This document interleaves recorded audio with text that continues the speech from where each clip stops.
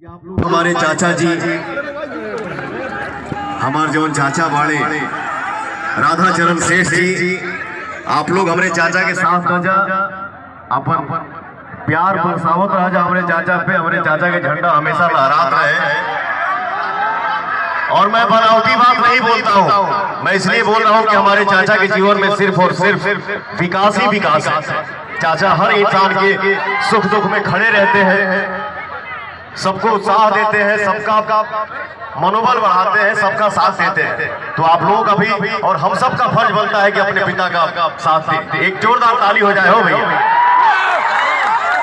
अब बाकी जब भोला ना कि हे जा का होता यूट्यूब पर का चलता अखाड़ा पर होगा रे लड़े के बता रे बेटा यहाँ पे सीना अड़का के खड़ा बा, बापो खड़ा बा, तो फिर लड़ाई का चल बेटा। हम तो कलाकार हैं, आप लोगों ने पवन को पवन बनाया। मैं जीरो था, जीरो हूँ और जीरो ही रहूंगा। मैं हमेशा यही बोलता हूँ कि मैं जो कुछ भी हूँ आप सब भैया चाचा माता बहन का आशीर्वाद हो और कुछ नहीं। जय हो। हाँ, गाना सुना जा, आनंद उठाओ, जरूरी भाई है, आनंद ही आनंद है।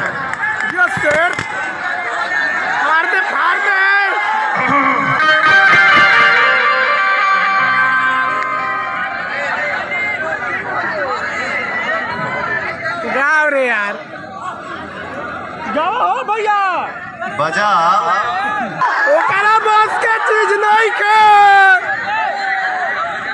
दुनिया के किसी भी कोने में पवन खड़ा होता है या बैठा रहता है, और हमारे भाई आप लोग इतना उत्साह देते हैं, इतना गरज देते हैं, इतना ताकत दे देते हैं कि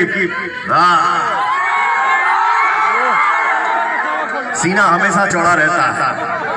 ये तो हमार माटी है, यही से हमारा जन्म भइल बा। और मैं कभी पक्षपात नहीं करता हूँ, मैं तो ये बोलता हूँ कि भोजपुरी जहाँ भी बोला जाला सुना जाला हमार घर है, हमार परिवार है। जय हो भोजपुरिया समाज। आज ना बजे